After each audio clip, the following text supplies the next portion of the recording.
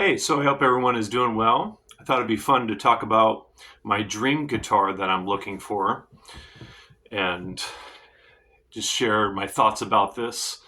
So I got this guitar um, 19 years ago, and I bought it from Guitar Center. I knew the manager at the time, and he gave me $500 off. So I ended up getting this for 2,500. So it would have been 3,000 new. And Gibson, for those that don't know, don't make hollow body guitars anymore, unfortunately. I've emailed them and even contacted their custom shop, and no one has any information about whether or not they're going to continue making hollow bodies in the future. So these guitars used are most of them anyways are more than that now. One of my students actually bought one recently from Reverb. I think it was over 3,000 that he got it for. It was I think a 94. It looks a lot like this one. So yeah, the price has definitely gone up with these, and the dream guitar that I'm wanting is even more. So I'm going to show you some stuff here. So Pat Metheny and Wes Montgomery. I would say Wes Montgomery is my favorite jazz guitar player, and then after that would be Pat Metheny.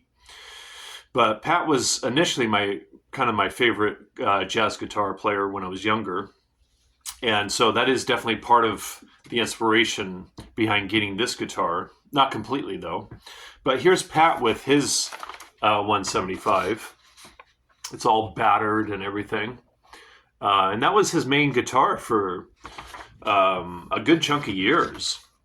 I think until about the early 90s that he became an endorser, or he started having a signature Ibanez guitar, which became his main axe. And then, like, I don't know, maybe 7 or 8 years ago, I got it in my head that I wanted to get an L5. I loved the way the L5 looked, and I loved the sound that Wes Montgomery got.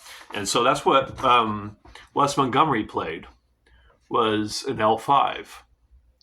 And his has a single humbucker neck pickup. He doesn't have the bridge pickup, which I think is what the Pat Metheny Ibanez signature guitar has. Just the neck, because as we know, most jazz guys, we don't really use the bridge, right?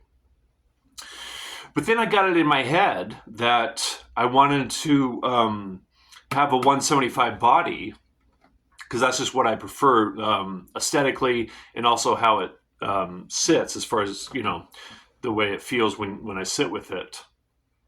And for those that don't know, Gibson started making these guitars, the 175, to reduce the feedback.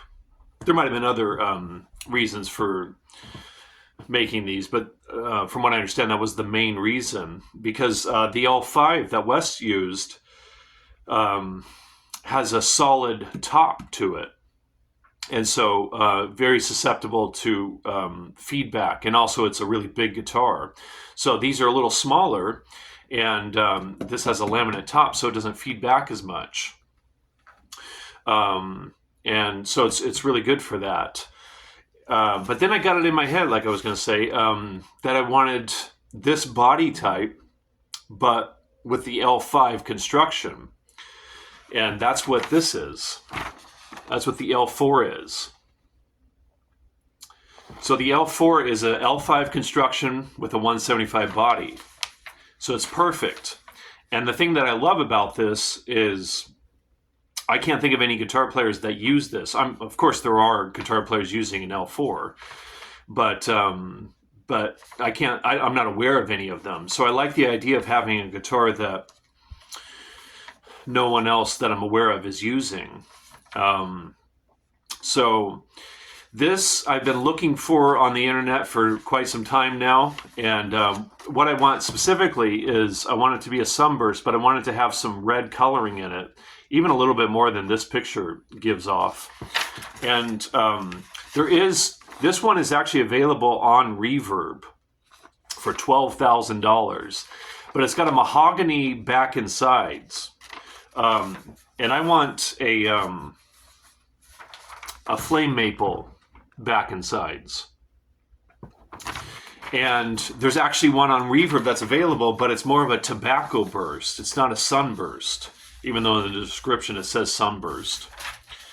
So if anyone is out there and you come across this guitar, and I really want it to be in excellent condition, it doesn't have to be perfect, but in excellent condition, so no major dings or big scratches or anything like that. And I'll just basically do whatever I've got to do to make it happen. Because with my my G&L guitars, I have 4 G&L guitars, which is, as I've talked about many times here, what I use for my original music, the one that's back here. I'm totally satisfied with that. That's another one where I can't think of any guitar players that are using this specific one. And G&L guitars just aren't popular anyways, which I kind of like, actually, because they're great guitars, but they're not particularly popular. And then for the classical stuff, I'm happy with that guitar too. So not for sure, but if I get this L4, that would pretty much, for me, cover it. I would feel like my collection is complete. So yeah, that's the dream guitar right there, the L4. And for me, it's perfect. It's a perfect combination of my 2 favorite jazz guitar players, and in a way that I think would be, for me, potentially make things even more unique and personalized when I do the jazz stuff. Not that I don't feel like what I do on here is personalized and unique for me and everything. It's just I think that would take everything to another level. So yeah, if you see one out there, please contact me either on YouTube here, or my email address is tysongraff@yahoo.com. And I've emailed music stores about this. And they told me that they have me on their watch list. And yeah, so either hopefully one will appear in a music store, or Gibson will start making them again, and I could special order one. But yeah, just wanted to share that.